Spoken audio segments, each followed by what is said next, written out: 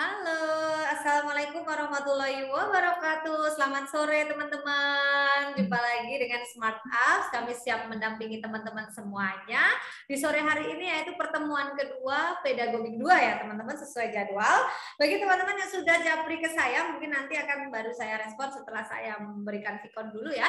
Bagi kebanyakan teman-teman ini banyak yang izin dan sebagainya, silahkan nanti bisa melihat rekaman dan juga materi yang kita share nanti bisa dilihat di WhatsApp grup ya. Kita tidak replay 2 kali ya untuk rekaman ataupun file yang kami bagikan. Jadi silakan untuk segera mungkin di-download untuk disimpan di PC ataupun laptop teman-teman semua, atau mau disimpan di handphone juga kalau memang nanti ke depannya tidak akan hilang, tidak masalah ya. Jadi kita tidak replay 2 kali. Jadi silakan untuk misalkan kita nanti share itu langsung otomatis Anda unduh ya, karena biasanya di WhatsApp grup kalau belum diunduh itu nanti file akan hilang ya, karena Anda belum menginstal ataupun mengunduhnya itu untuk masuk di memori RAM di HP Bapak Ibu semuanya. Jadi mohon maaf untuk teman-teman yang meminta ulang untuk kami share, kami tidak melayani ya. Biar nanti teman-teman bisa belajar untuk lebih menghargai apapun yang kita share langsung diunduh gitu ya. Daripada nanti minta lagi kita tidak melayani untuk 2 kali replay. Silahkan untuk sesegera mungkin apapun yang kita bagikan untuk bisa langsung diunduh. Kalaupun itu link YouTube juga karena ini bentuknya privat, jadi tidak semua publik bisa melihat, juga silahkan untuk linknya disimpan karena kita hanya berbagi link yang memiliki link yang bisa melihatnya. Terima kasih untuk teman-teman semuanya atas atensinya yang luar biasa, tentunya sudah mengerjakan PR ya, karena setiap hari akan kita berikan PR menjelang video conference. Jadi silahkan untuk manfaatkan waktu karena untuk tahap 2 tesnya akan dimulai di tanggal 8 November ke atas. Silahkan untuk melihat akun Anda ya, disiplin melihat bagaimana perkembangan untuk info-info dari Kemendikbud. Kemudian melihat passing grade sekarang itu berapa untuk tahap 2, barangkali ada perubahan ataupun ada penurunan, ataupun ya kita tidak berharap untuk naik ya teman-teman ya, tapi kalau bisa turun, ataupun nanti Anda bisa melihat formasi, lamaran dan sebagainya. Silakan untuk kita selalu memantau akun kita masing-masing. Selanjutnya jaga kesehatan, karena sehat itu yang paling utama ketika kita mau mengikuti event ataupun tes seleksi apapun. Baik teman-teman, untuk hari ini pedagogik 2 ini sudah kita siapkan beberapa materi yang siap untuk kita share kepada teman-teman semuanya ya. Sebelum itu saya mau berbagi layar dulu kepada teman-teman di sini tentang Smart Apps, karena kemarin ada yang japri dan bertanya. Untuk Smart Apps itu kakak-kakak semua bisa melihat untuk kegiatan ataupun postingan kami ataupun produk-produk kami ada di Instagram @smartapps_cpns ya Bapak Ibu. Bagi Bapak Ibu yang memiliki Instagram, alangkah baiknya bisa kepoin aja, stalkingin semua Instagram yang saya share ini ya Bapak Ibu. Dan misalkan Bapak Ibu, kakak-kakak semuanya pengen melihat untuk websitenya apa aja nih Kak Yunina, ini nanti kakak-kakak semua akan terhubung dengan link aplikasi, karena banyak sekali yang kemarin japri ya tentang aplikasi. Kak Yunina, untuk yang kali ini dapat aplikasi enggak dan sebagainya.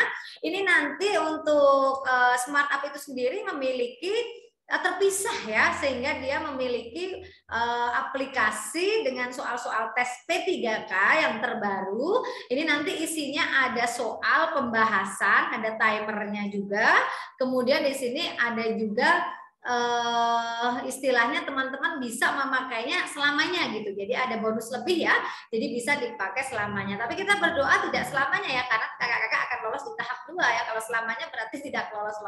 Jadi kita banyak untuk berdoa ya agar bisa tahap 2 ini, kita tidak membutuhkan tahap 3 lagi untuk event tes seleksi kali ini. Oke, kemudian yang bertanya lagi, Kak, untuk aplikasi bisa didapat di mana? Kakak bisa mengunjungi saja di www.yuninamanajemen.com. Di situ ada more info tentang aplikasi. Misalkan kakak-kakak menginginkan dan sebagainya, bisa juga WA ke kami ya di 082-227-97786. Nanti kakak akan mendapatkan aplikasi. Aplikasi ini tentunya bisa Anda gunakan kapan saja. Jadi tidak serta-merta setelah Anda mendapatkan aplikasi kemudian Anda gunakan, tidak. Tapi bisa digunakan besok dan besoknya lagi. Baik, terima kasih untuk teman-teman semua. Ini sudah cukup menjawab ya pertanyaan yang masuk, karena lumayan banyak yang bertanya. Kalau ingin bertanya lagi tentang apapun bisa japri saja. Misalkan pada berapa soal sih Kak Yunina untuk aplikasi dia dan sebagainya, biar lebih kita leluasa untuk bisa discuss via chatting ya. Kita tidak menerima telepon ataupun video call. Jadi silahkan untuk bisa via chat karena kita hanya chat only untuk pelayanan pertanyaan ataupun discuss. Terima kasih untuk teman-teman ini untuk awalan saja. Buat teman-teman yang nanti misalkan juga membutuhkan info yang lainnya bisa menghubungi di Instagram saya, memang sudah saya follow up di medsos kami. Oke, terima kasih untuk menjawab pertanyaan dari teman kita karena banyak sekali yang DM dan saya belum sempat untuk merespon secara panjang ya karena kita hanya membalas secara ringan-ringan saja pertanyaan dari kakak-kakak semuanya. Next, untuk hari ini kita sudah menyiapkan untuk pertemuan 2 kompetensi pedagogik ya, terutama kita ngebahas tentang bagaimana nanti tes yang akan muncul ya di tahap 2 ini, apakah akan lebih sulit ataukah lebih mudah gitu ya. Kalau lebih mudah kayaknya impossible banget ya kakak-kakak semua. Pasti semakin lama semakin nanti akan upgrade soal-soal yang sulit juga dari Mendikbud maupun Menpan. Jadi silakan untuk pertama kali ini nanti juga akan saya share modul ya, beberapa modul saya ada beberapa modul untuk bisa dipelajari teman-teman semua. Ini nanti tipsnya adalah misalnya modulnya berhalaman banyak, nanti kakak-kakak semua, Bapak Ibu semua bisa melihat setiap halaman itu dibuat hari gitu, misalnya halaman 1 sampai 10 hari ini, besok hari sekian, besok hari sekian begitu ya. Jadi silakan untuk bisa membagi waktu karena waktunya kita tinggal beberapa hari saja. Untuk selanjutnya Bapak Ibu, di sini ada materi pengayaan pedagogik yang ini kita merujuk pada FR bocoran yang sudah sering sekali diberikan oleh para user kami yang kemarin sudah lolos di tahap 1. Jadi bagi kakak-kakak yang sekarang ke tahap 2 tidak usah berkecil hati ya. Misalkan merasa aduh nanti tahap 2 bisa lagi nggak Kak Yunina ya, nanti kita saingannya berat lagi dan sebagainya, itu tidak usah dipikirkan. Sekarang pikiran Anda adalah mindset di dalam hati lolos di tahap 2 dengan nilai yang maksimal. Begitu saja. Masalah nanti misalkan kakak-kakak sudah melakukan pemetaan, itu alangkah baiknya. Pemetaan di dalam daerah, misalnya si A di SDX, di SMPX atau apa, kemudian si B di mana, itu alangkah baiknya juga biar kita tidak melawan teman sendiri gitu. Jadi seolah-olah udah ada pemetaan sehingga kamu teman saya, kamu udah di sana, saya tak di sini dan sebagainya, itu juga bisa Anda lakukan. Rumusan tujuan yang lengkap di sini tentang pedagogik ada 4 komponen teman-teman. Ini sering muncul ketika kita mau merumuskan tujuan pembelajaran. Terdiri dari audiens, di mana orang yang belajar atau orang yang perilakunya akan diubah. Siapa yang akan diubah? As a teacher, sebagai seorang guru, kita akan merubah perilaku si siswa, peserta didik. Ya, sehingga apa perubahannya di dalam behavior? Perilakunya dia, bentuknya. Dari dia belajar proses bersama guru, maka dirumuskan menjadi bentuk KKO atau kata kerja operasional yang terukur ya. Jadi bisa dilihat ketika Budiah Rahmatul ini mengajar di jenjang SD, ada perubahan nggak dari si siswa ini dari hasil belajar dia selama 1 hari diajar di PB1 tema sekian misalkan. Oh, anaknya ada perubahan, jadi lebih disiplin, jadi lebih kreatif, jadi lebih mandiri, bisa mampu menciptakan sesuatu. Jadi sesuatu behavior itu bisa kita lihat ya. Kemudian untuk condition, C-nya condition itu bagaimana kondisi Anda sebagai seorang guru memanfaatkan alat, gambar yang disediakan saat penilaian ya, kemudian alat evaluasinya, agar siswa itu bagaimana tadi behaviornya, hasil belajarnya meningkat sesuai dengan tujuan yang akan kita rumuskan ini. Kemudian untuk selanjutnya D-nya adalah degree. Di mana di sini kriteria keberhasilannya itu anak itu apakah tepat dalam menjawab, ya, cermat dalam menjawab, benar atau salah dan sebagainya, itu lebih ke kriteria keberhasilan. Nah, 4 komponen ini nanti harus ada ya ketika kita merumuskan tujuan pembelajaran. Contohnya di sini ada siswa dapat mengidentifikasi minimal 2 gambar serangga jika disediakan sejumlah gambar hewan-hewan arthropoda. Siswa, teman-teman, kakak-kakak semua, para user Smart Apps, ini adalah audiens. Ya. Kemudian dapat mengidentifikasi, berarti dia behaviornya si audiens tersebut. Kemudian degree-nya, dia menyebutkannya atau mengidentifikasinya minimal 2, berarti boleh lebih dari itu. Apa yang diidentifikasi? Berarti Anda menggunakan alat. Alatnya apa untuk menjelaskan dalam tujuan ini? Dengan menggunakan gambar. Ya, gambar-gambar hewan-hewan arthropoda. Jadi ini adalah conditionnya. Ketika di sini Anda mau memberikan materi tentang Eropa, benua Eropa, berarti apa alat yang bisa Anda gunakan? Global kah, peta kah, atau peta buta dan sebagainya ya. Kemudian di sini ada lagi disediakan kabel, baterai, bola lampu. Wah, ini kayak mau eksak ya teman-teman semua ya. Siswa dapat membuat rangkaian listrik sampai lampu menyala. Audiensnya siswa, ya kakak-kakak. Behaviornya bisa apa dia? Membuat apa tadi? Rangkaian listrik. Ya. Kemudian conditionnya adalah kondisi dengan alat yang disediakan oleh si guru. Yaitu ada kabel, ada baterai, ada bola lampu ya. Sehingga apa yang harus dia degree-nya itu tadi, kalau kita merujuk tadi untuk hasil dia pencapaiannya itu tingkatannya apa? Oh, sampai lampu menyala. Kalau lampu belum menyala berarti tujuannya belum tercapai. Nah, di dalam RPP yang Bapak, Ibu atau kakak-kakak buat itu harus mencakup tujuan pembelajaran ABCD ini. Sering sekali muncul untuk pengayaan kakak-kakak semua ya. Semoga nanti banyak yang keluar. Amin. Yang kedua, pendekatan saintifik. Ini tak lepas dari pendekatan pembelajaran sains yang paling baik karena di situ diajarkan bagaimana sains itu ditemukan. Jadi di sini untuk pendekatan saintifik yang pertama adalah keterampilan proses melalui pengamatan, klasifikasi, inferensi atau tindakan untuk mendapatkan apa Bapak Ibu? Kesimpulan, kemudian merumuskan masalah, mengidentifikasi variabel, melaksanakan eksperimen, menarik kesimpulan, dan terakhirnya biasanya lebih ke conclusion ya Bapak Ibu, lebih ke kita terakhir memberikan apa. Ini tidak lupa juga tetap kita beri feedback kepada anak-anak. Apakah dalam satu hari ini anak-anak menguasai pelajaran yang kita berikan atau anak-anak malah semakin bingung. Nah, itu boleh di yang dan seterusnya untuk melanjutkan yang dan seterusnya ini. Oke, teman-teman. Di sini ada pengayaan yang ketiga adalah pedagogi kooperatif. Kelompok kooperatif bercirikan yang namanya kooperatif ini lebih ke kelompok ya, Bapak Ibu, kakak-kakak semua. Anggotanya heterogen, berarti tidak sama, berbagi tanggung jawab, bekerja mencapai tujuan bareng-bareng. Jika satu anggota kelompok gagal, ini menyebabkan kegagalan satu unit kelompok itu. Jadi di dalam kerja kelompok selalu mengembangkan keterampilan sosial. Oke, lagi ya Bapak Ibu, ini FR-FR yang udah masuk ke kita sehingga kita tuangkan menjadi banyak sekali contoh-contoh soal beserta pembahasannya. Oke, karena di sini ada soal pedagogik tentang penilaian. Pasti bisa ini ya, silakan kita interaktif dengan kakak-kakak mengerjakan di kolom chat ya. Silakan. Penilaian yang paling dapat dilakukan untuk mengetahui kemampuan real siswa secara komprehensif adalah, kata kuncinya adalah untuk mengetahui kemampuan real siswa. Apakah A, B, C, D, atau E?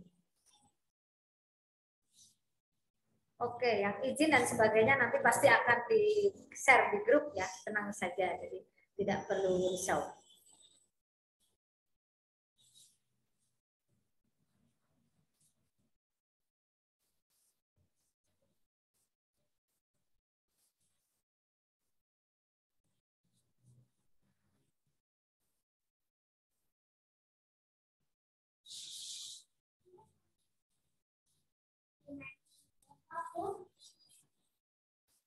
Ya. Sudah ada 17 yang menjawab dan sebagian besar A. Kita akan lihat dan cross check untuk pembahasannya. Ya, penilaian yang paling tepat itu adalah penilaian otentik, penilaian dari ulangan ya, aktivitas-aktivitas kemampuan real siswa gitu. Kemudian di sini kalau kita lihat berarti jawabannya apa nih Kak Yunina ya? Tidak hanya berupa laporan. Penilaian yang paling tepat mengetahui kemampuan adalah penilaian otentik. Jadi jawabannya adalah C. Ini salah ketik ya teman-teman, nanti bisa diperbaiki. Ini jawabannya C karena di sini penilaian otentik ya. Kalau subjektif, objektif, produk berkesinambungan ini tidak ya. Jadi nanti silakan untuk ini nggak bisa diedit ya. Apa masih bisa? Ini udah PDF ya? Ya, berarti ini nanti tolong diganti ya kakak-kakak, ini jawabannya C, ini maksudnya penilaian otentik ya. Jadi jawabannya C, ini nanti silakan untuk bisa diganti jawabannya sesuai dengan kemampuan real siswa. Jadi poinnya adalah lebih ke penilaian otentik. Untuk selanjutnya, salah satu prinsip dari penyusunan RPP. Jadi kalau prinsip penyusunan RPP itu ada banyak ya Bapak Ibu. Jadi kakak-kakak semua hanya menyebutkan yang salah satunya itu apa di situ ya. Apakah memperhatikan kemampuan awal siswa, atau mendorong partisipasi siswa, atau mengembangkan budaya teknologi, atau memberikan umpan balik dan kerjasama, yang terakhir keterpaduan dan kesinambungan.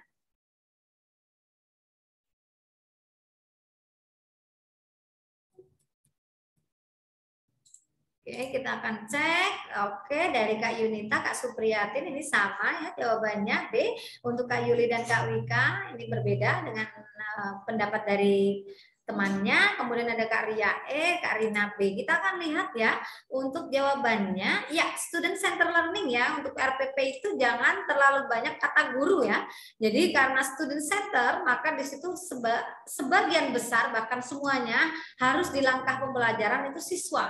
Sehingga di sini membelajarkan peserta didik selama jam tatap muka berlangsung. Jadi jawabannya adalah mendorong partisipasi aktif peserta didik. Jadi jawabannya B. Tadi yang benar yang B ini ada Kak Yuliana, Kak Rina ya. Selamat, terima kasih. Di sini ada lagi Bapak Ibu, kakak-kakak semua masih semangat ya, belum ngantuk ya di sini. Semoga masih tetap semangat untuk membaca di screen. Perencanaan pembelajaran yang menekankan pada proses keterlibatan peserta didik secara penuh untuk dapat menemukan materi yang dipelajari dan dihubungkan dengan situasi kehidupan sehari-hari. Ini kata kuncinya adalah situasi kehidupan sehari-hari. Yang mana nih teman-teman strategi pembelajaran yang tepat? Nah, ini kata kuncinya ini, maka kita lari kemana? Dari kooperatif, inquiry, problem solving, atau discovery learning. Atau kontekstual. Oke, kita akan melihat. Oke, Kak Desi sudah E, Kak Riris E, Kak Sylvia E, sudah banyak sekali yang menjawab, hampir semuanya sama ya. Tadi sudah saya bimbing untuk kata kuncinya. Ya, jawabannya E, betul sekali, karena kata kuncinya di sini adalah situasi kehidupan sehari-hari. Kalau sehari-hari itu maka strategi yang diberikan adalah kontekstual. Oke, mantap ya. Sip, selamat. Kak Yunina, untuk discovery sendiri bagaimana? Nah, untuk discovery ini ada di pembahasan ya teman-teman, kakak-kakak semua. Model pembelajaran ini melibatkan siswa secara aktif. Untuk apa? Menyelidiki.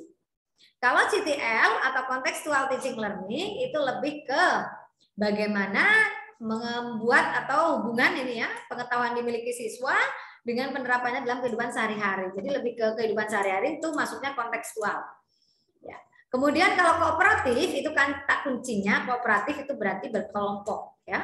Untuk problem solving itu berarti kata kuncinya problem, berarti dia harus betul-betul memecahkan proses pembelajaran yang berisi dengan masalah real, masalah namanya juga problem ya.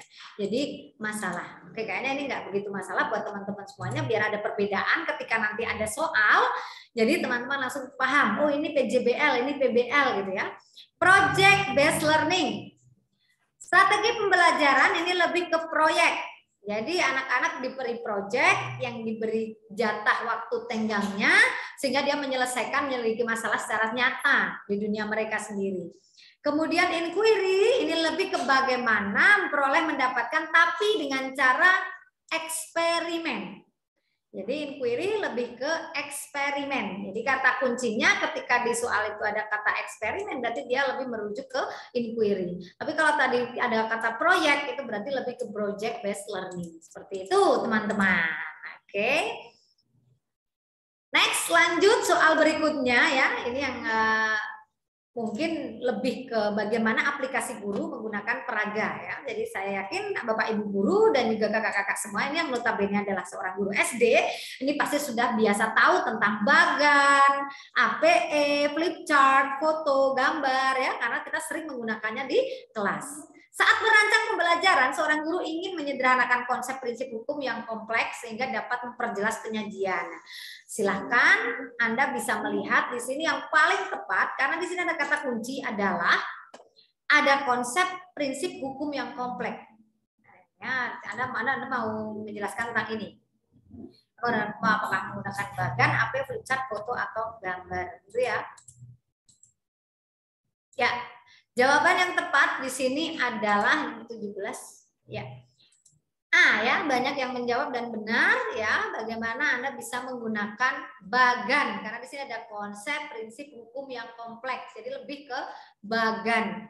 Kalau sekedar foto berarti Anda hanya memfoto gambar ya. Jadi kurang pas kalau untuk tadi masalah yang tadi ya.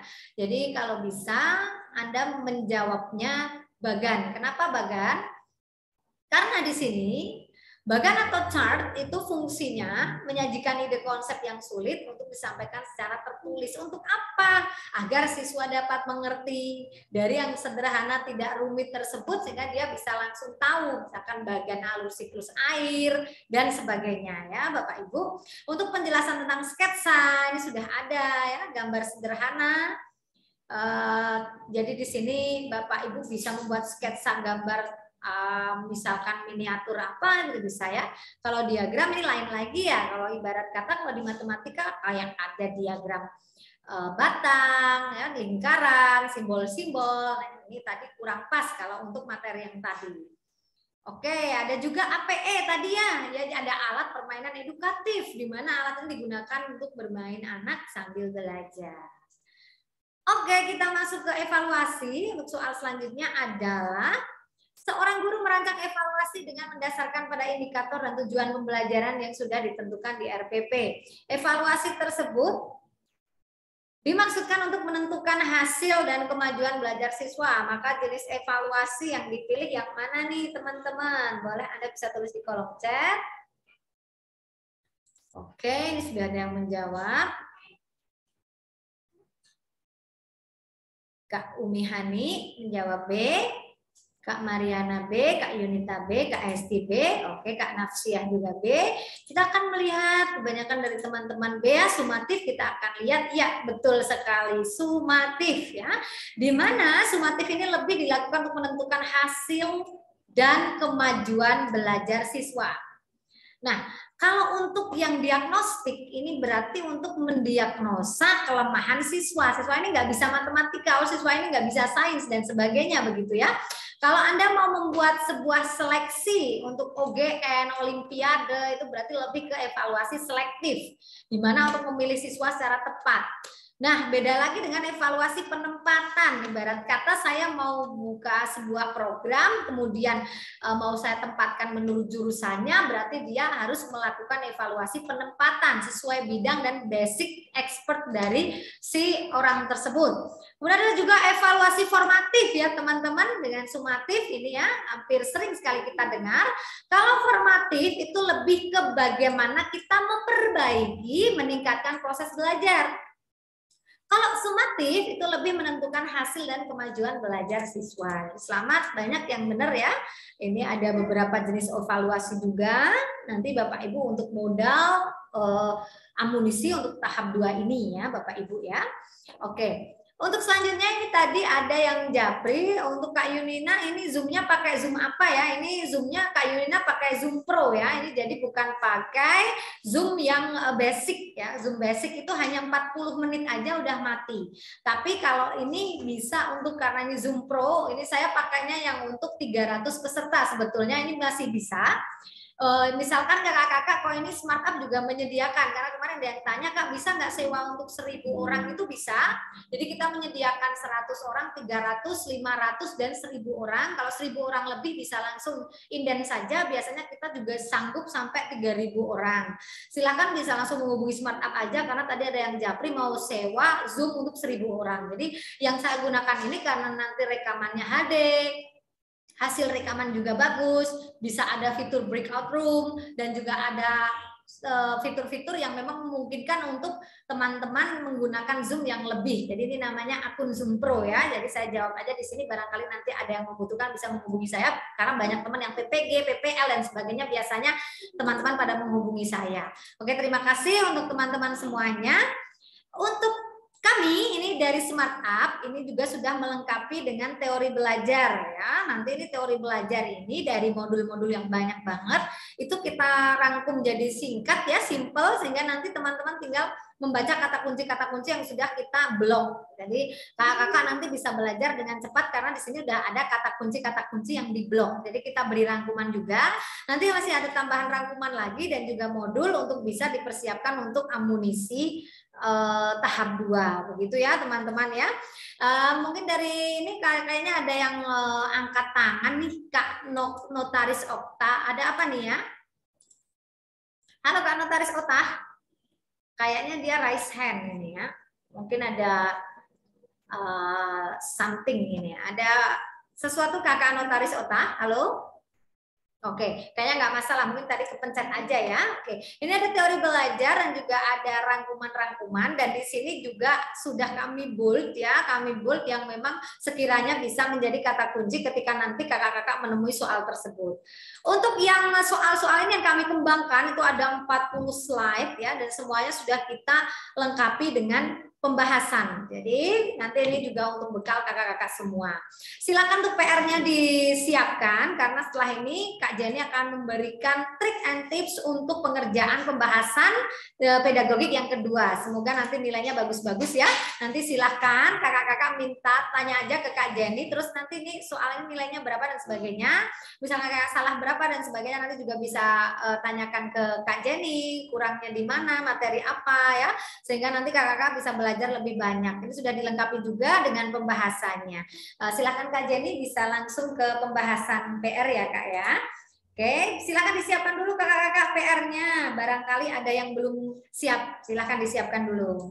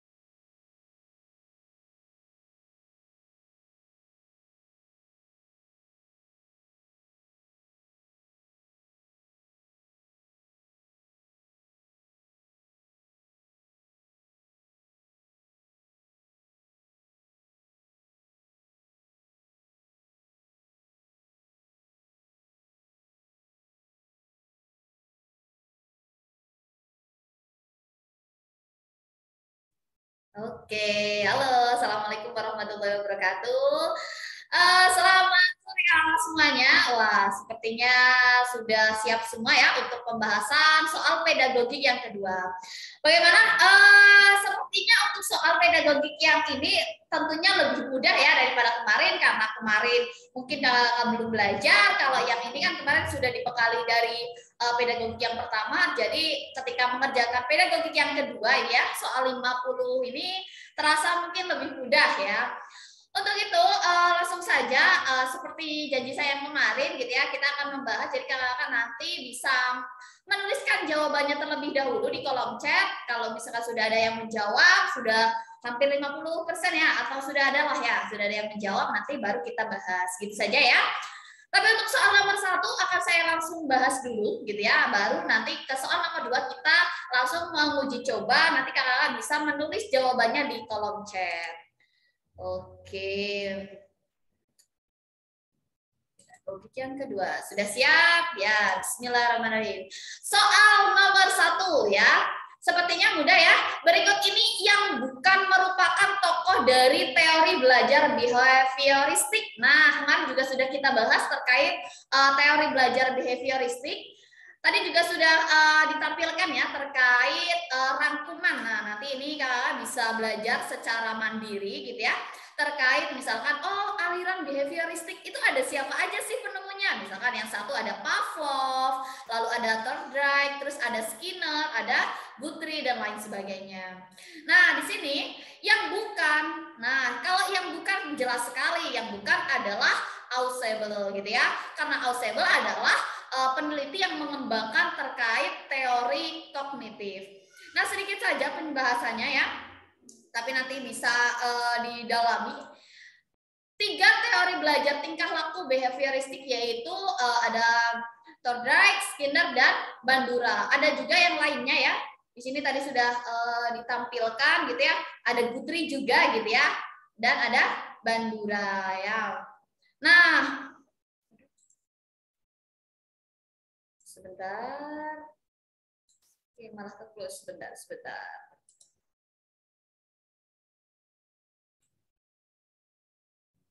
Oke.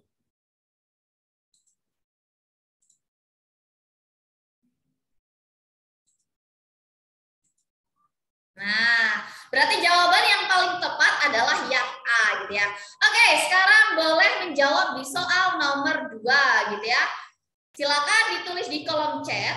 Belajar pada hakikatnya merupakan proses pembentukan hubungan antara stimulus dan respon. Pernyataan tersebut merupakan teori belajar dari Yole. Oke. Ada yang Piaget gitu ya. Oh, bukan. Oh, jawabannya C, ada Thorndike. Wah, luar biasa nih ya. Apakah sudah satu suara atau belum? Oke, masih ada yang menjawab A ya, ada yang menjawab Skinner. Tapi kebanyakan menjawab sudah C ya. Oke, sip, mantap sekali. Benar sekali, jawabannya adalah yang C gitu ya. Di sini kita garis bawahi secara bersama-sama ya. Thorndike menemukan, ada di sini, hukum, kalau ada kata hukum belajar dari hubungan stimulus dan respon. Itu artinya punyanya Thorndike. Nah, di sini ada hukum kesiapan, ada hukum latihan, dan ada hukum akibat. Ya, jadi kalau ingat aja kalau ada hukum-hukum belajar gitu ya, ada 3 gitu ya, berarti itu adalah miliknya ini yang C. Oke. Sudah luar biasa ya. Kita lanjut ke soal nomor 3. Boleh ditulis di kolom chat. Oke. Di sini sudah saya garis bawahi kata kuncinya, yaitu sebelum memulai proses belajar mengajar, guru tersebut memastikan siswanya siap gitu ya. Berarti ini adalah jangan belum tentu yang jawaban terbanyak itu benar ya. Nah, ini ada yang A, ada yang D, ada Brunner. Oke, kok sudah bermacam-macam jawabannya ya, luar biasa. Oke, tapi kebanyakan di sini jawabnya yang E ya, yang Yase. Oke, tidak apa-apa. Nah, jawaban yang paling tepat di sini adalah yang yang B ya, milik Thorndike. Nah, di sini sebelum memulai proses belajar mengajar, guru tersebut memastikan siswanya siap. Nah, ini adalah masuknya ke dalam hukum kesiapan gitu ya. Nah, tadi kan sudah dijelaskan ya, ada hukum kesiapan. Nah, langkah yang dilakukan guru tersebut adalah hukum kesiapan teori belajar dari Thorndike. Nah, hukum kesiapan itu apa sih? Adalah hukum, di sini saya garis bawahi, menjelaskan kesiapan seorang anak dalam melakukan suatu kegiatan. Seorang anak yang mempunyai kecenderungan untuk bertindak gitu ya, atau melakukan kegiatan tertentu, kemudian melakukan kegiatan tersebut, maka tindakannya akan melahirkan kepuasan bagi dirinya. Nah, tindakan-tindakan lain ya dari dia lakukan tidak menimbulkan kepuasan pada dirinya. Jadi kalau ini lebih kepada yang Thorndike. Nah, nanti ada contoh lain yang mungkin bisa lebih membedakan, terus bedanya apa gitu ya dengan yang lain gitu ya. Oke, kita lanjutkan ke soal nomor 4. Sudah saya garis bawahi, boleh ditulis di kolom chat. Jika salah, dibetulkan. Jika benar, diberi reinforcement atau hadiah. Berarti ini punya siapa? Jelas sekali. Oke, ada Brunner, Thorndike, Garuda, Skinner.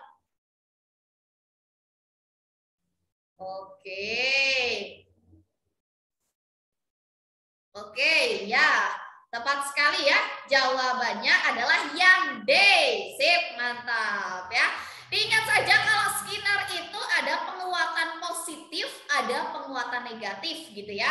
Ingat kalau misalkan benar dikasih hadiah, kalau salah berarti dia dikasih hukuman. Berarti itu punyanya Skinner. Nah, di sini Skinner mengatakan bahwa unsur terpenting dalam belajar adalah penguatan. Maksudnya adalah pengetahuan terbentuk dimulai dari ikatan stimulus respon akan semakin kuat bila diberi penguatan. Ingat aja penguatan. Lanjut ke soal nomor 5. Boleh ditulis di kolom chat lagi.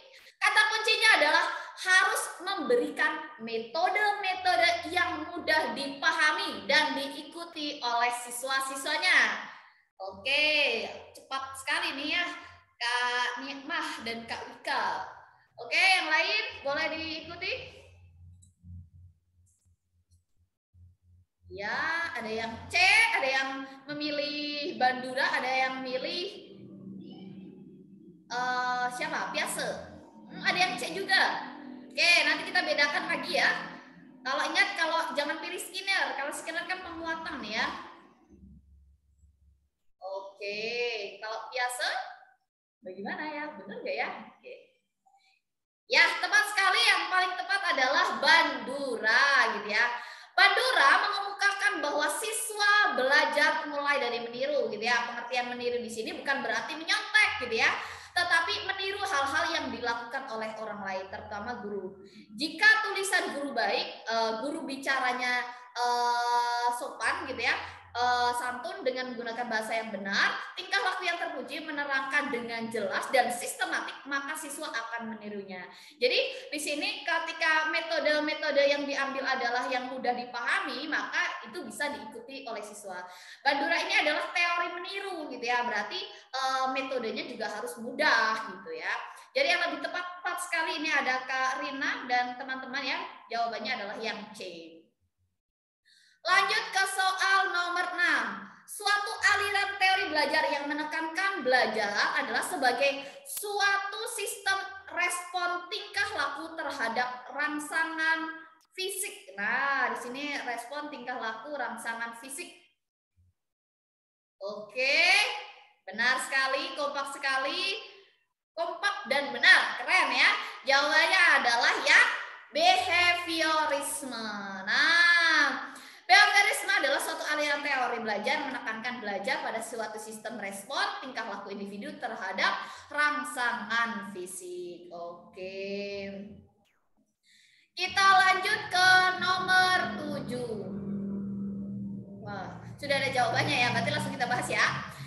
3 konsep penting yang menjadi dasar gitu ya, konsep teori belajar sosial Bandura adalah, nah, Bandura itu terkenal dengan meniru ya, tapi bukan mencontek, yaitu adalah yang reciprocal, determinis, dan beyond reinforcement, dan self-regulation atau cognition gitu. Jadi ini lebih kepada sifat hafalan, jadi nanti kalau bisa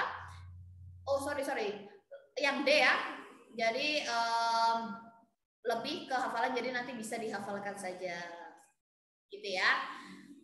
Division, beyond reinforcement, sama self regulation gitu ya. Lanjut ke soal nomor 8. Oke. Hakikat belajar menurut Skinner. Ya, tadi apa? Kalau Skinner jelas sekali ya. Betul sekali. Skinner, berarti kata kuncinya adalah penguatan dan ganjaran. Oke, tepat sekali ya. Jawabannya adalah yang B. Benar ya. Oke. Lanjut ke soal nomor 9. Boleh ditulis. Boleh ditulis di kolom chat ya. Jawabannya maksud saya. Berikut ini adalah tahapan belajar anak dalam belajar geometri menurut Van Hill. Kecuali. Oke, ada yang jawab. Ada yang D, ada yang A, ada yang E. Oke, tapi kebanyakan jawabnya D ya. Ada tahap kecuali ya di sini tahap eliminasi. Betul sekali ya. Nah, Nah, Van Hill itu menyatakan bahwa terdapat 5 tahapan pemahaman geometri. Yang pertama adalah pengenalan, gitu ya. Yang kedua analisis, yang ketiga adalah pengurutan, gitu ya. Lalu ada deduksi dan akurasi, gitu ya. Nah, ini yang bukan, gitu ya, adalah yang dieliminasi, gitu ya. Konstruksi ini kayak lebih kepada pengurutan sambil sama ya. Lanjut ke soal nomor 10, boleh ditulis di kolom chat. Suatu tahapan belajar geometri, gitu ya, menurut Van Hill, di mana siswa sudah mengenali bahwa persegi adalah jajar genjang dan belah ketupat adalah layang-layang, gitu ya, disebut sebagai tahap. Nah, ini maksudnya ke tahap apa nih? Oke.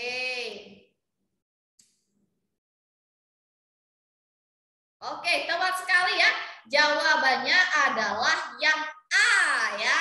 Nah, tadi sudah jelas sekali. Di sini dia adalah pengurutan gitu ya. Nah, apa sih pengurutan ya? Nanti bisa kalau untuk langkah-langkahnya lebih jelas dan lebih detailnya bisa dibaca secara mandiri karena kami sudah memberikan pembahasan ya. Oke. Nah, atau deduksi formal ya. Pada tingkatan ini siswa sudah bisa memahami hubungan antara ciri-ciri yang satu dengan ciri-ciri yang lain pada suatu bangun maksudnya. Di sini kan seorang siswa dia bisa tahu nih ciri-ciri persegi seperti apa gitu ya, ciri-ciri belah ketupat seperti apa dan bisa membedakan. Lanjut ke soal nomor 11. Suatu tahap di mana siswa meninjau kembali gitu ya dan meringkas apa yang telah dipelajari dan guru membantu membuat sintesis gitu ya dengan melengkapi survei secara global terhadap apa-apa yang telah dipelajari disebut tahap. Oke. Boleh ditulis dulu. Oke. Ada yang D, ada yang E, ada yang informasi, ada yang konstruksi ya.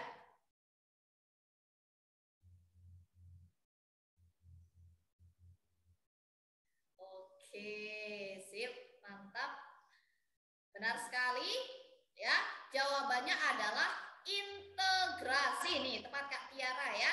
Nah, di sini integrasi itu apa sih? Nah, fase-fase pembelajaran Van Hill itu, nah, diingat ya. Jadi Van Hill ini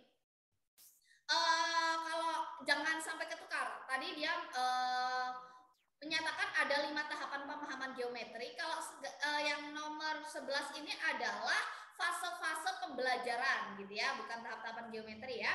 Nah, fase-fase pembelajaran Van Hill itu ada 1, fase informasi, yang kedua ada fase orientasi, lalu ada eksplisitasi, ada orientasi bebas dan integrasi. Nah, apa itu integrasi ya? Di sini siswa meninjau kembali, meringkas apa yang telah dipelajari gitu ya. Wah, oke. Coba sebentar.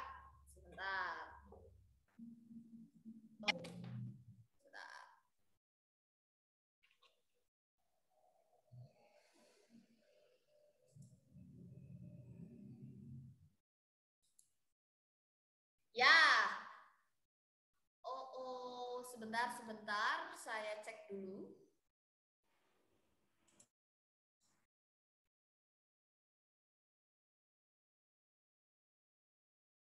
Apakah suara saya sudah jelas? Ya, barusan saya diam, jadinya suaranya menghilang. Oke. Oke, sudah. Sip. Nah, di sini kita lanjutkan ya. Nah, fase integrasi gitu ya. Siswa meninjau kembali. Diingat saja kalau integrasi itu meninjau kembali, meringkas apa saja gitu ya yang telah dipelajari. Nah, guru ya dapat membantu dalam membuat sintesis ini dengan melakukan survei secara global terhadap apa yang telah dipelajari siswa. Hal ini penting, tetapi kesimpulan ini tidak menunjukkan sesuatu yang baru gitu ya. Jadi hanya menyimpulkan saja. Lanjut ke soal nomor 12. Oke. Konsep penting dari teori belajar belajar Vygotsky adalah? Oke. Ada yang C, ada yang D. Oke. Di sini sudah untuk kita tinjau dulu sebentar ya. Vygotsky. Oh, sudah ke close teman-teman. Sebentar. Nah, nanti di rangkuman juga ada ya terkait teori belajar Vygotsky, nanti bisa dipelajari ya. Nah, Vygotsky di sini ya lebih mementingkan bahwa belajar menekankan, yang tepat adalah yang B ya. Nah, belajar menekankan ya interaksi dengan orang lain. Nah, Vygotsky berpendapat bahwa perkembangan kognitif terbatas dalam rentang kecil pada setiap usia, dan interaksi sosial dengan orang-orang yang lebih berpengalaman diperlukan untuk menentukan zona perkembangan terdekat yang dikenal dengan ZPD atau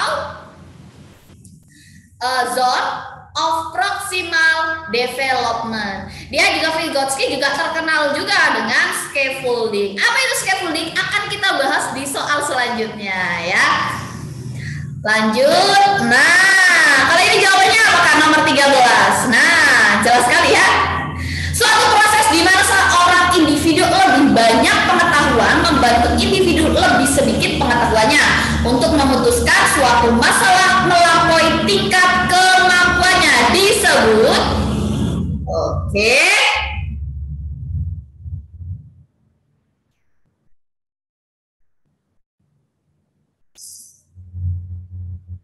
Ya, betul sekali ya. Jawabannya adalah ya, yang C ya, scaffolding. Apa itu scaffolding? Nah, suaranya pecah-pecah. Oke, sudah ya? Sip. Sudah jelas? Sudah ya? Oke. Nah, scaffolding merupakan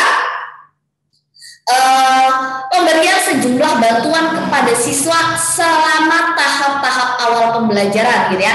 Kemudian mengurangi bantuan dan memberikan kesempatan untuk mengambil tanggung jawab yang semakin besar. Setelah ia dapat melakukan bantuan tersebut, dapat berupa petunjuk, dorongan gitu ya, peringatan gitu, menguraikan masalah ke dalam langkah-langkah pemecahan, memberikan contoh dan tindakan-tindakan lain yang memungkinkan siswa itu belajar mandiri. Nah, oke.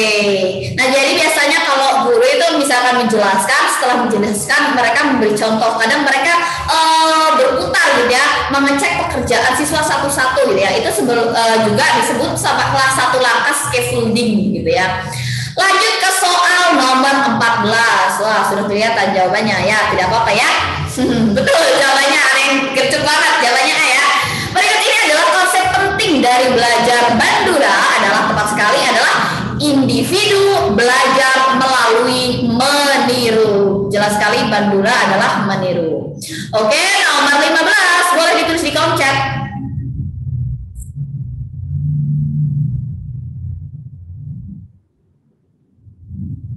Yuk, nomor 15 boleh ditulis. Teori belajar dari Thorndike disebut juga dengan istilah koneksionisme. Maka koneksionisme adalah Oke, ada yang jawab A, ada yang jawab E. Wah, ada yang jawab D juga. Oke. Sip, hampir kompak ya. Tuh, jawabannya adalah A ya, proses pembentukan hubungan gitu ya antara stimulus dan respon. Di sini ada kata kuncinya koneksionisme. Jadi ada stimulus, ada respon gitu ya. Lanjut ke soal nomor 16. Boleh ditulis di kolom chat. Satu tahap perkembangan di mana individu mencapai bila mana dengan belajar sendiri dan pemfungsian intelektual individu. Saat ini kemampuan untuk belajar sesuatu yang khusus gitu ya, kemampuannya sendiri tanpa bantuan orang lain. Oke. Sip, mantap sekali. Jawabannya adalah tahap perkembangan aktual, gitu ya. Nah, di sini adalah masuknya ke dalam teori perkembangan menurut Vygotsky. Nah, di sini Vygotsky menekankan bahwa pengkonstruksian, gitu ya, pengetahuan seseorang individu dicapai melalui interaksi sosial. Nah, proses pengkonstruksian pengetahuan seperti yang dikemukakan Vygotsky paling tidak dapat diilustrasikan dalam beberapa tahap, gitu ya. Ada 3 tahap biasanya. Yang tahap pertama adalah tahap perkembangan aktual, ya, tanpa bantuan orang lain. Nah, terjadi pada siswa berusaha sendiri menyudahi konflik kognitif yang dialami, gitu ya. Lalu ada tahap pengembangan potensial. Nah, ini nanti masuknya ke tahap 2. Lalu yang ketiga adalah tahap internalisasi. Di sini yang minta berada soal adalah bila mana dengan belajar sendiri dengan memfungsikan intelektual individu, gitu ya, dan kemampuan untuk belajar sesuatu yang khusus kemampuannya sendiri tanpa bantuan orang lain. Ini maksudnya ke perkembangan aktual. Kita lanjut ke soal nomor 17. Boleh ditulis, suatu tahapan perkembangan yang dialami seorang individu ketika berinteraksi individu lain melalui diskusi dan kelompok kecil berdasarkan teori belajar Vygotsky disebut. Oke, ada yang interaksi.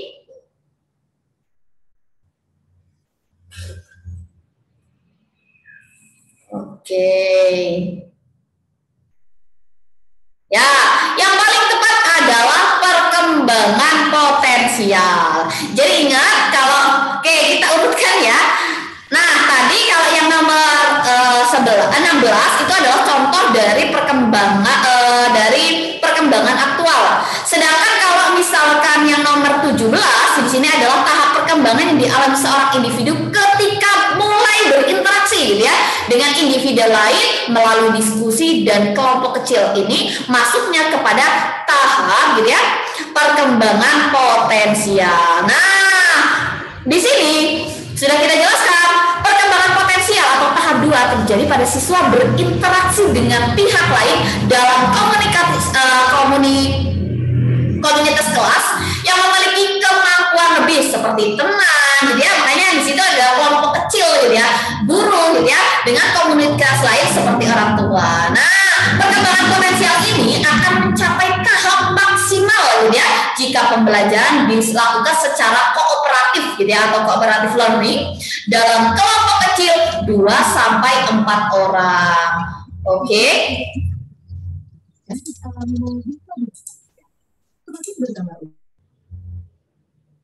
Oke, kita lanjutkan ke soal nomor 18 ya. Oke, sudah kelihatan ya, berarti langsung saja ya. Aliran pembelajaran menekankan bahwa pengetahuan dikonstruksi individu melalui interaksi sosial, gitu ya, dengan individu-individu lain, gitu ya, yang terlebih mempunyai pengetahuan sistem kultural. Nah, yang lebih baik disebut, benar sekali, konstruktivisme sosial, gitu ya. Hal ini juga dikemukakan oleh Vygotsky.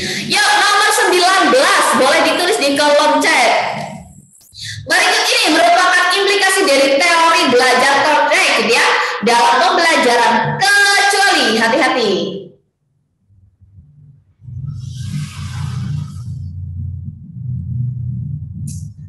Oke.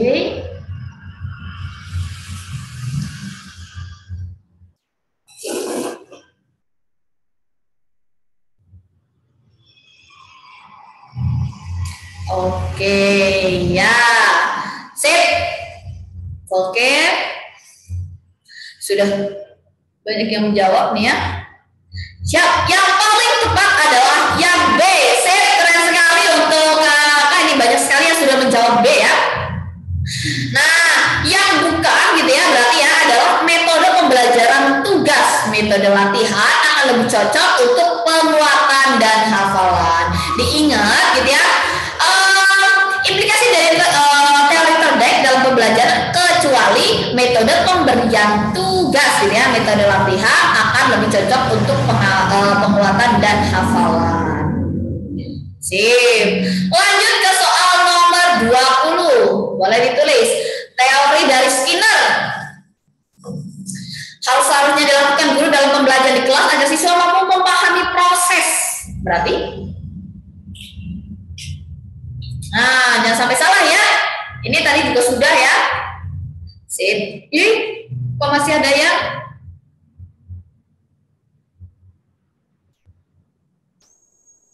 Oke.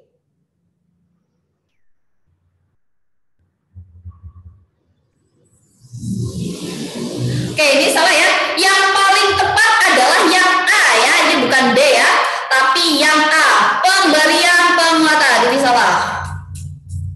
Oke, yang paling tepat adalah yang A. Sip. Betul sekali kakak-kakak sekalian gitu ya. Thorndike atau Skinner, teori belajar Skinner gitu ya, adalah memberikan penguatan. Sip, sudah banyak sekali yang benar ya, sudah mulai paham berarti ya. Oke, ini yang paling tepat adalah yang A. Nanti saya betulkan baru saya share. Nomor 20. Ya, ingat Skinner adalah bahwa ganjaran dan penguatan mempunyai peranan yang amat penting dalam proses belajar. Sip, luar biasa. Nomor 21. 3 unsur utama dalam pembelajaran geometri yang apabila ditata secara terpadu akan meningkatkan kemampuan berpikir anak, gitu ya, yaitu A, B, C, D atau E.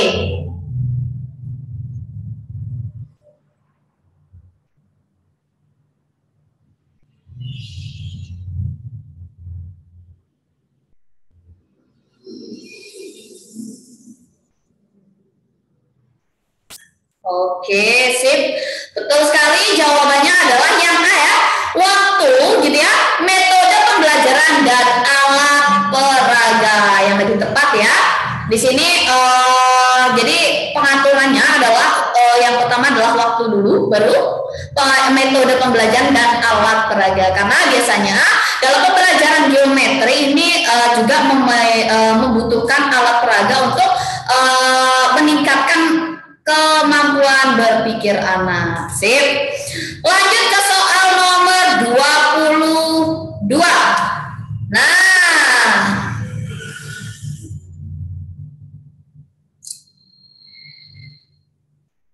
sip, mantap sekali, sudah kompak sekali. Benar ya? Jawabannya adalah Skinner. Ini adalah bentuk penguapan. Hebat nak, tingkatkan prestasimu gitu ya. Nah, ini tepat sekali, ini adalah Skinner. Oke, sudah mulai paham. Nomor 23, pembelajaran yang bermakna mendorong siswa untuk lebih. 23.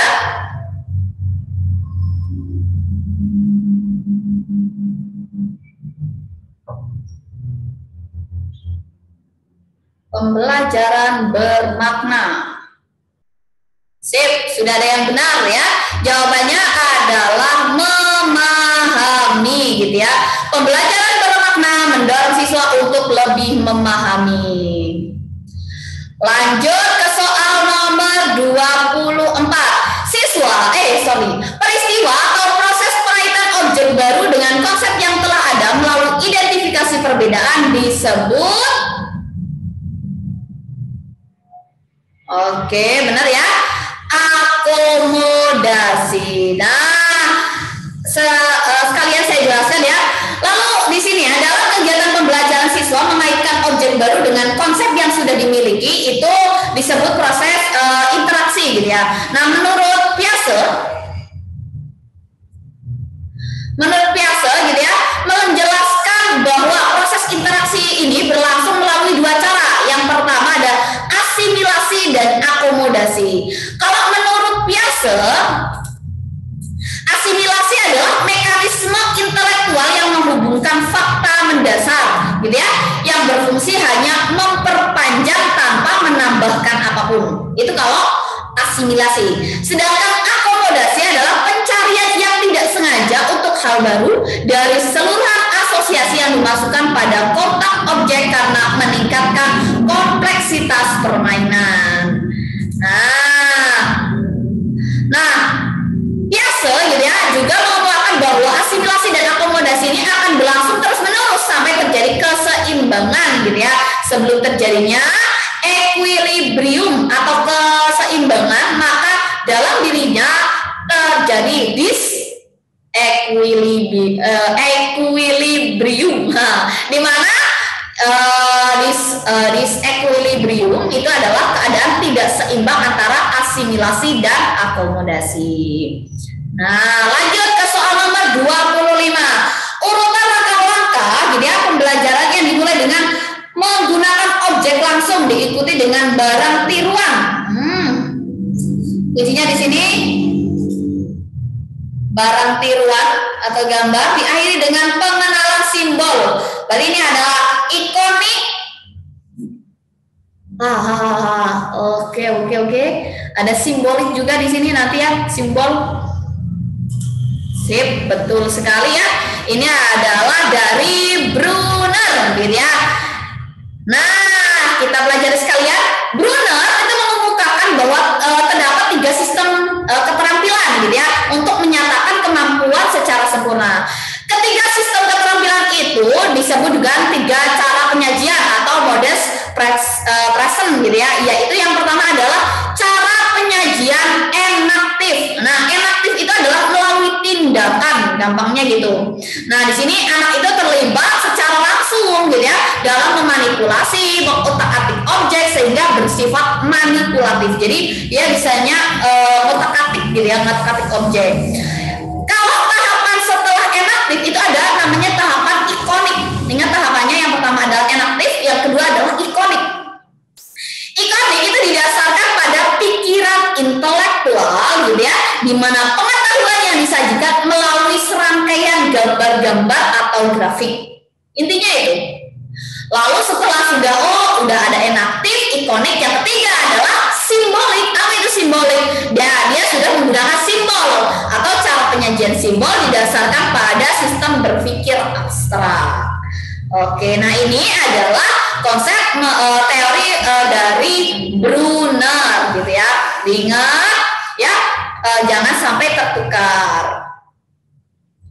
Lanjut ke soal nomor 26. Apabila dalam proses pembelajaran peserta didik melakukan sesuatu sampai dengan mendapatkan respon yang tepat sesuai dengan apa yang diinginkan, serta menghilangkan apabila dirasakan ini nggak sesuai, gitu ya. Hal ini merupakan teori belajar dari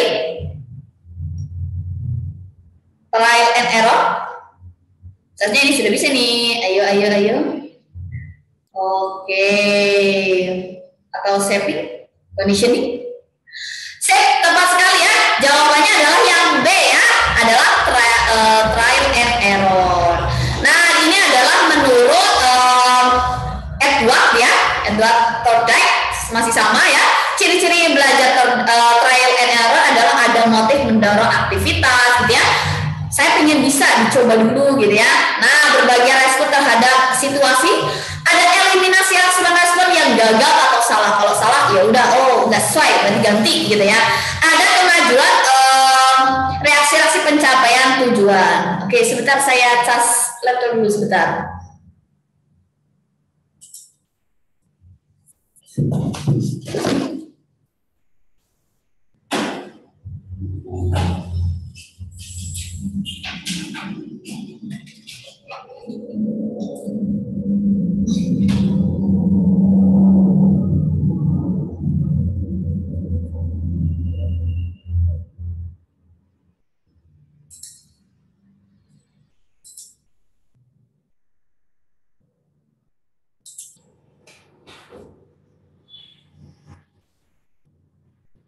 Oke, baik.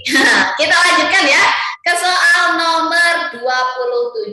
Boleh ditulis di kolom chat. Seluruh komponen pendidikan memiliki tujuan yang sama, yaitu terbentuk manusia yang ideal. Gampang sekali. Manusia yang dicita-citakan. Berarti ada kata manusia. Berarti jawabannya, jangan sampai salah jawabannya. Ya, betul sekali ya. Jawabannya adalah humanistik. Gampang ya. Ada manusia yang ideal, berarti jawabnya adalah humanistik. Oke. Sip, kuncinya adalah itu ya. Lanjut ke soal nomor 28. Menjelaskan makna istilah kognitif adalah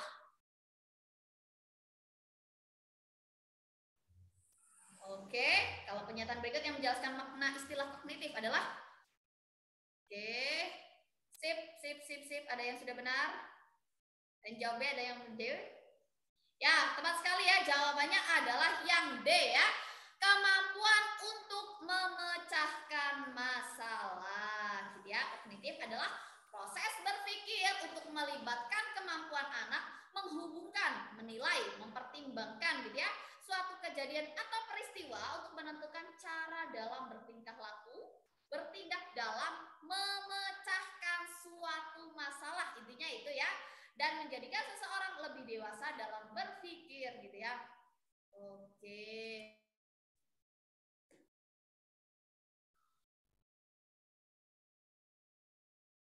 Oke, apa sudah jelas? Oke ya? Belum ya?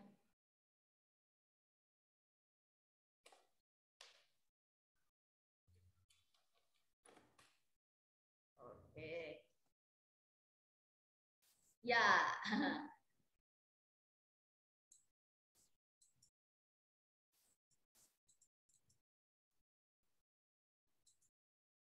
Oke, apakah suara saya sudah jelas? Sudah belum? Cek dulu. Belum? Sudah Kak? Oke, terima kasih Kak Bayu Aji, Kak Seza. Oh ya, susah namanya.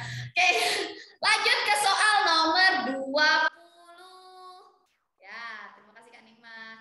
Nah, pernyataan berikut yang menjelaskan makna istilah kognitif. Ingat saja kalau kognitif adalah, benar ya, kemampuan untuk memecahkan masalah. Oke, betul. Kok hilang lagi? Aduh, emang iya ya, hilang lagi ya? Aduh, sebentar.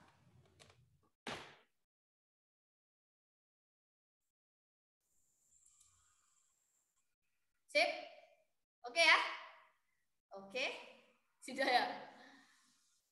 Ya.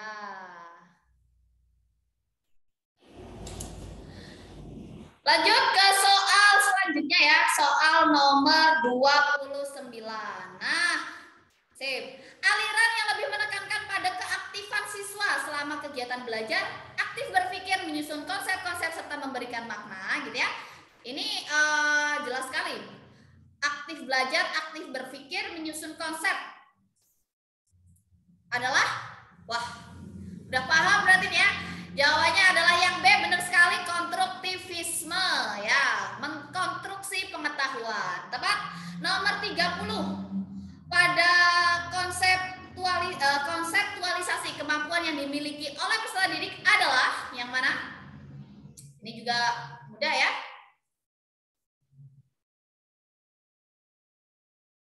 Konseptualisasi. Oke. Jawabannya sudah mulai berbeda-beda ya. Oke.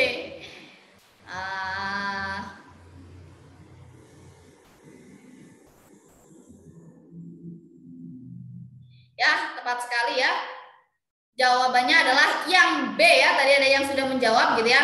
Nah, di sini adalah konseptualisasi gitu ya. Kemampuan dimiliki peserta didik adalah mampu memecahkan masalah. Oke, saya jelaskan terlebih dahulu. Nah, KOL gitu ya, membagi belajar menjadi 4 tahapan gitu ya. Kalau di sini konseptualisasi yang ditanyakan. Yang pertama adalah tahap pengamalan konkret. Gitu ya. Di sini adalah tahap paling awal, yakni seseorang mengalami suatu peristiwa sebagai adanya, gitu ya, hanya merasakan, lihat, dia hanya tahu aja, mengalami, itu adalah pengalaman konkret. Selanjutnya di sini ada tahapan pengalaman aktif dan reflektif. Di sini adalah sudah ada observasi terhadap peristiwa yang dialami, jadi dia observasi, gitu ya. Nah, kalau yang ketiga adalah konseptualisasi. Tadi yang ditanyakan adalah pada tahap konseptualisasi. Apa sih gitu ya? Pada tahap konseptualisasi, seseorang sudah berupaya membuat sebuah abstraksi, mengembangkan teori, konsep, prosedur tentang suatu yang sedang menjadi objek perhatian. Oke. Selanjutnya ada eksperimentasi aktif. Oke, nanti kita ke soal lagi. Tahap ini sudah ada upaya melakukan eksperimen secara aktif dan mampu mengaplikasikan konsep teori ke dalam situasi nyata. Pada dasarnya orang yang sedang belajar, mereka tidak tidak akan sadar bahwa tahap-tahap tersebut berlangsung pada diri mereka saja, ya. Jadi kalau konseptualisasi di sini, mereka sudah mampu memecahkan masalah. Kenapa? Karena mereka ini sudah berupaya gitu ya, membuat abstrak sudah, mengembangkan teori sudah, konsep sudah gitu ya, prosedur tentang supaya sesuatu yang sedang menjadi objek perhatian. Jadi mereka sudah mampu gitu ya. Oke, jawabannya jadi yang B ya. Lanjut ke soal nomor 31. Di bawah ini adalah tipe belajar menurut Habermas, kecuali. Boleh ditulis di kolom chat Habermas.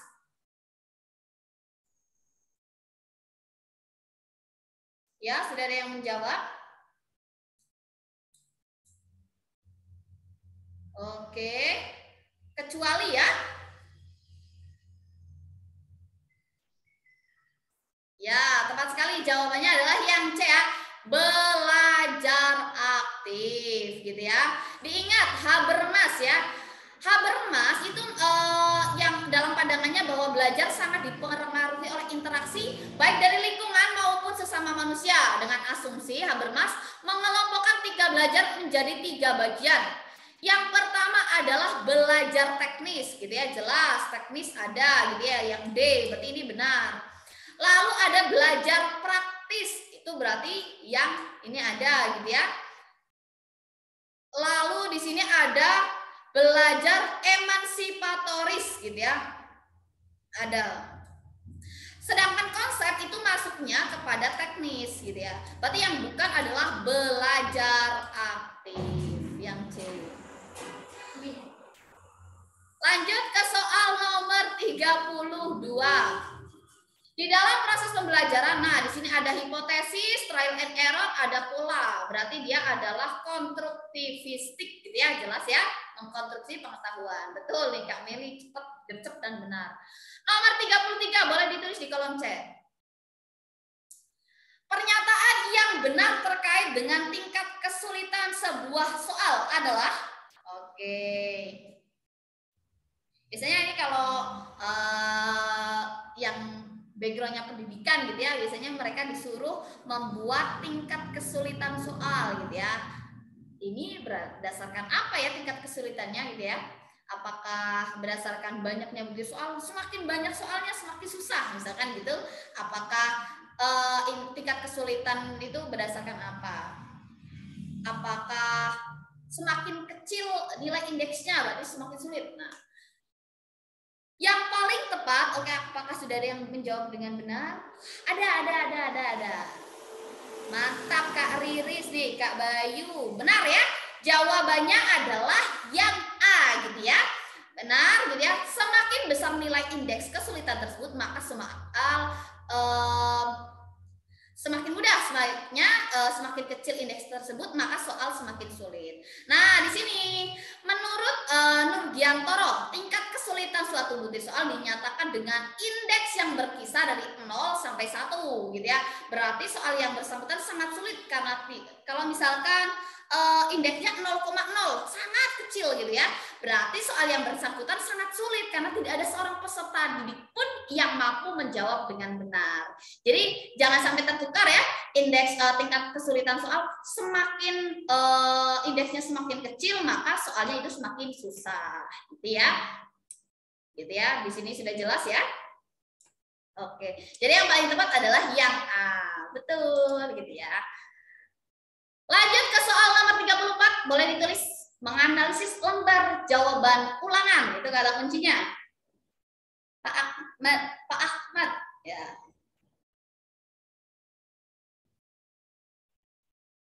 Oke, banyak sekali yang sudah menjawab ya. Ya, tepat sekali. Jawabannya adalah yang B, kompak dan benar gitu ya. Identifikasi masalah, menganalisis berarti mengidentifikasi masalahnya ya. Betul. Lanjut ke soal nomor 35. Langkah pertama yang harus diperhatikan dalam kegiatan perencanaan penilaian sikap.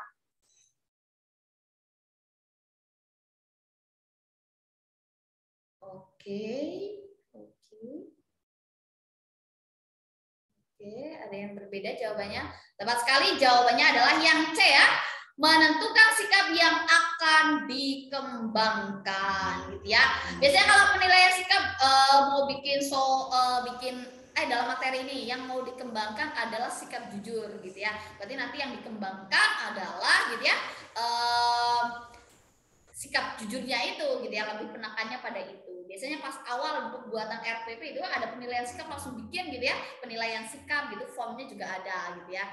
Betul sekali, jawabannya adalah yang C. Nomor 36. Di antara pernyataan berikut yang benar adalah 36, boleh ditulis.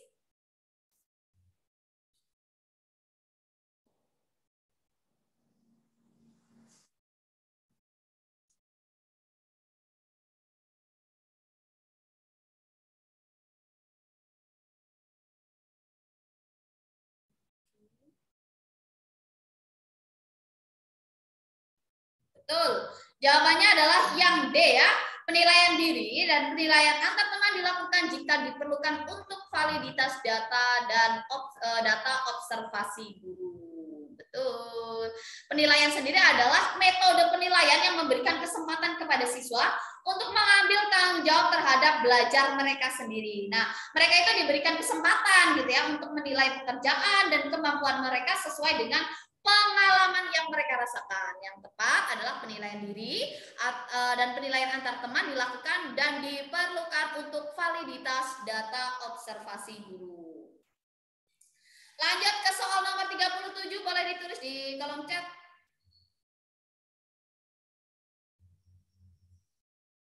Pengembangan kemampuan berpikir kreatif melalui curahan gagasan dengan kantong ide.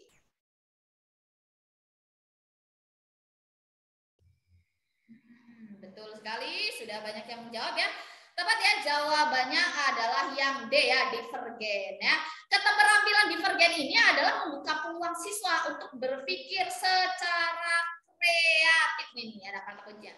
Berpikir secara kreatif gitu ya, dan sangat diperlukan dalam kehidupan global gitu ya. Sekarang tanpa kreativitas gitu ya, sulit bangsa kita untuk bersaing dengan bangsa-bangsa lain dalam segala hal di era globalisasi seperti sekarang ini. Lanjut, nomor 38.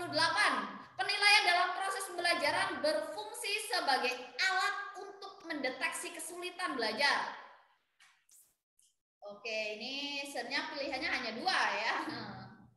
Assessment as learning atau assessment for learning. Oke. Ada yang jawab deh. Jawab A. Oke, tepat sekali ya. Jawabannya adalah yang C ya, assessment as learning. Kita perhatikan bersama.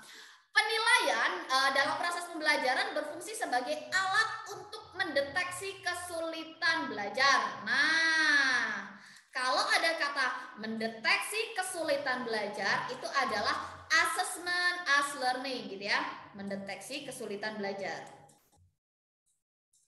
Sedangkan kalau penilaian sebagai proses pembelajaran berarti assessment for learning. Dan satu lagi, penilaian sebagai alat untuk mengukur pencapaian dalam proses pembelajaran adalah assessment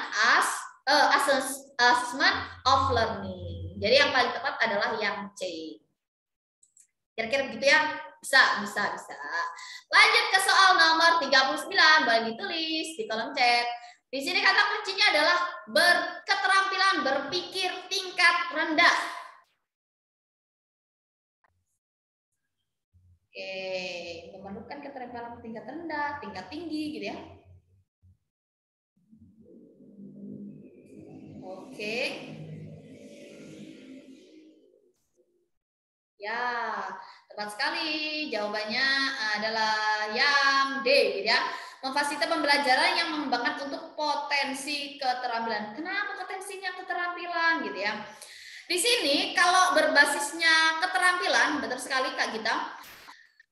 Di sini ya, Pak Usman memiliki IQ pada taraf normal bahwa dan seringkali harus mengikuti remedial, terutama materi yang memerlukan keterampilan berpikir tingkat tinggi. Nah, namun pada materi yang memerlukan keterampilan berpikir tingkat rendah, ketiganya mampu mencapai batas tuntas. Berarti yang perlu adalah memfasilitasi pembelajaran yang mengembangkan untuk potensi keterampilan. Betul. Lanjut ke soal nomor 40. Wah, sudah ketemu jawabannya. Definisi dari penilaian adalah, tepat sekali ya, kegiatan dalam meningkatkan kualitas, kinerja, produktivitas suatu lembaga dalam melaksanakan programnya.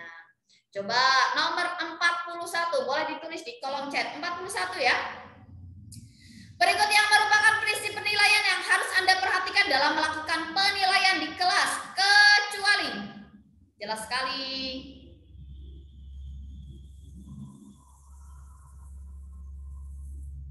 Ya.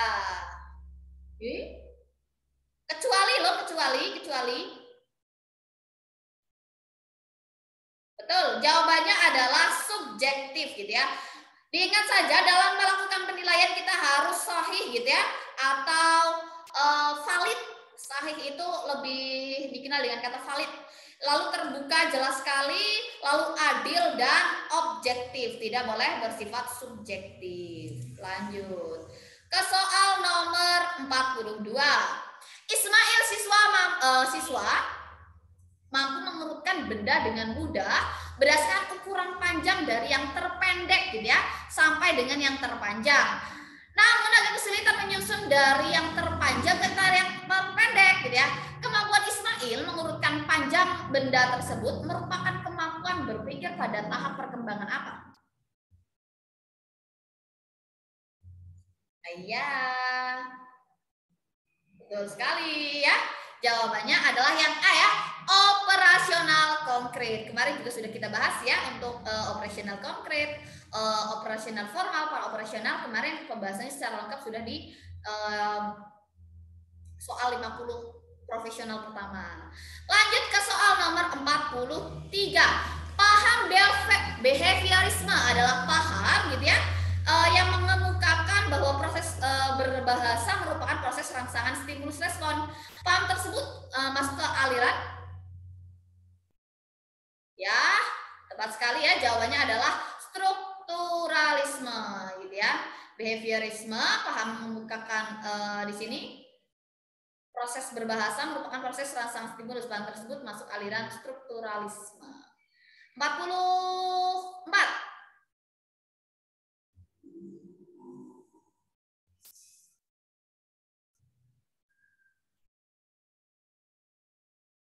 Ya, tepat sekali ya. Pada dasarnya strategi pembelajaran di sekolah dapat menggunakan teori behavioristik gitu ya untuk mengajarkan siswa memproses informasi sebagai berikut. Tapi yang ditanyakan adalah kecuali adalah membuat skema.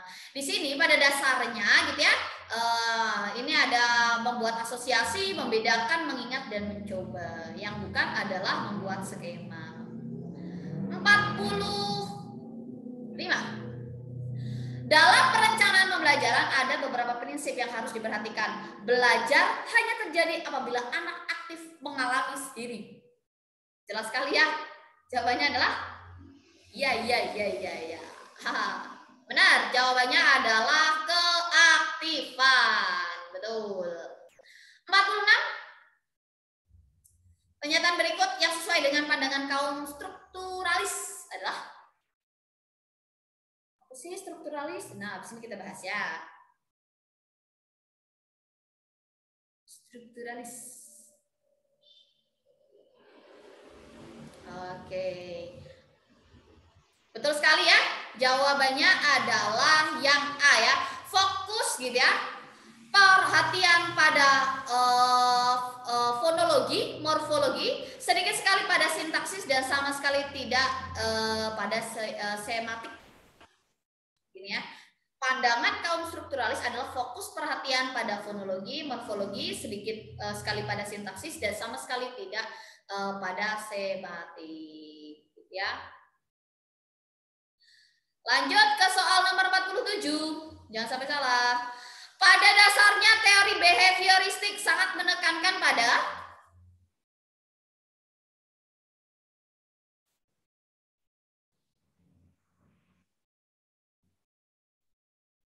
Ayo, behavioristik yang sering sekali muncul ya, jadi jangan sampai salah ya. Behavioristik. Oke, benar sekali. Jawabannya adalah B ya. Perkembangan siswa. Betul. 48. Seorang anak yang terbiasa disuapi ibunya pada waktu ibunya meninggal dunia, anak ini tidak mau makan gitu ya. Kondisi tersebut disebut extinction ya, atau penghilangan yang dikenal dalam teori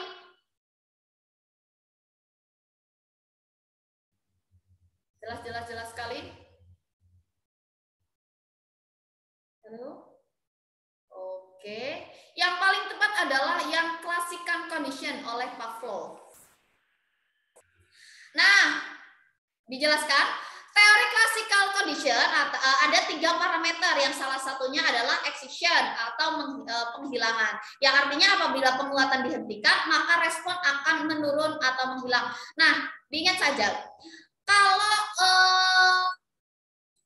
di sini nih teori classical conditioning itu tuh punyanya Pavlov ya, nama lainnya. Nah, ini lebih kan biasanya dia percobaannya terhadap anjing ya. Nah, ini juga dengan cara pemberian makan yang kebiasaan pemberian makan gitu ya.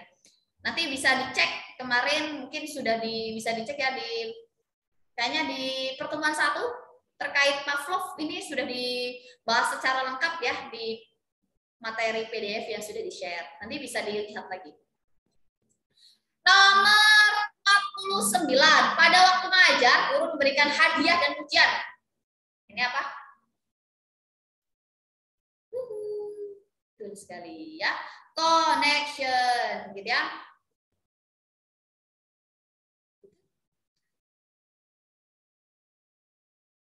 Karena belajar merupakan proses pembentukan koneksi-koneksi antara stimulus dan respon. Betul, jawabannya adalah B. Terakhir, menurut Hull, gitu ya, teori sistematik behavior pada proses belajar merupakan upaya menumbuhkan kebiasaan melalui systematic behavior.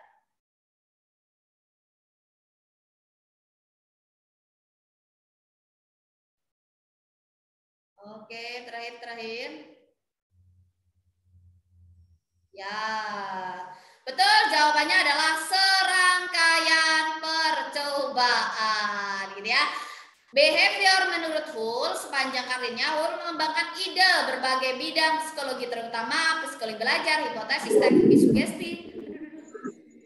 Gitu ya. Dimatikan. Oke. Metode yang paling sering digunakan adalah eksperimental laboratorium, gitu ya, ke serangkaian percobaan. Teori Hull berpusat dan perlunya perkuatan suatu penguatan yang sudah ada, ya. Jadi betul nih Kak, siapa nih?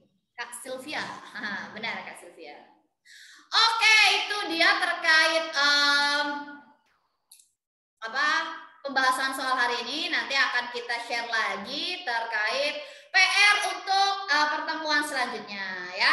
Jadi harap dipelajari ya. Jadi seluruh materi ini untuk rangkuman nanti sudah dirangkumkan gitu ya. Tapi untuk lebih mendalam mungkin kakak-kakak akan lebih baik membaca yang sudah di-share dan boleh diperdalam lagi dari sumber-sumber lainnya gitu ya. Tapi insya Allah informasi atau materi yang sudah kita bagikan lengkap ya untuk menghadapi pedagogik P3K. Nah, besok masih ada pedagogik sekali lagi, nanti bisa dicoba lagi dikerjakan untuk pertemuan ketiga atau pedagogik ketiga atau pertemuan selanjutnya. Oke, mungkin masih ada waktu 2 menit jika ada yang mau ditanyakan gitu ya, boleh ditanyakan. Untuk semua informasi atau semua materi akan kita sharekan melalui grup seperti biasa. Oke, ini Kak, ada Kak Lailatul Nikmah. Halo Kak. Ya. Boleh Kak, ada yang mau ditanyakan? Untuk materi dari Vygotsky untuk dilengkapi ya Kak, masih kurang paham tentang teori itu. Oh ya, siap. Untuk Vygotsky. Boleh. Nanti Vygotsky akan kita lengkapi.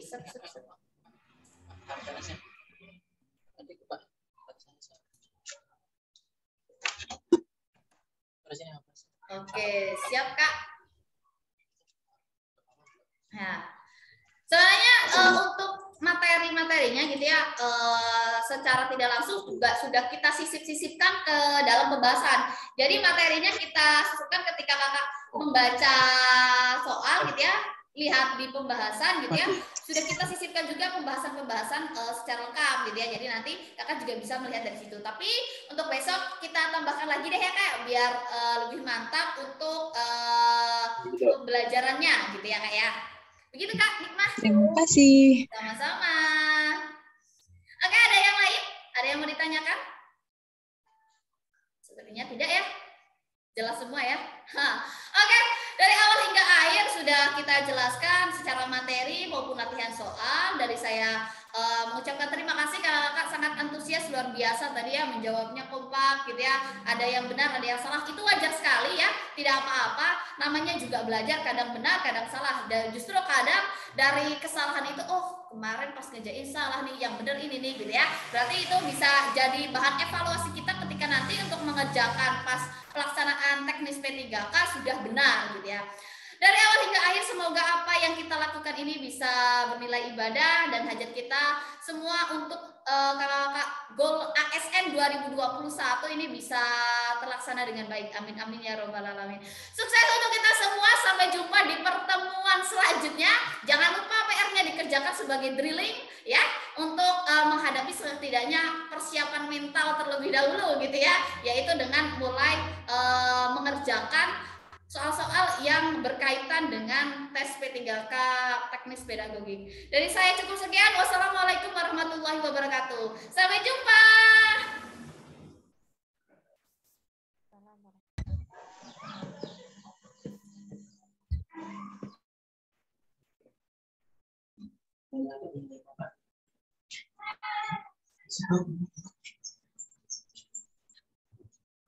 This guy made it really well.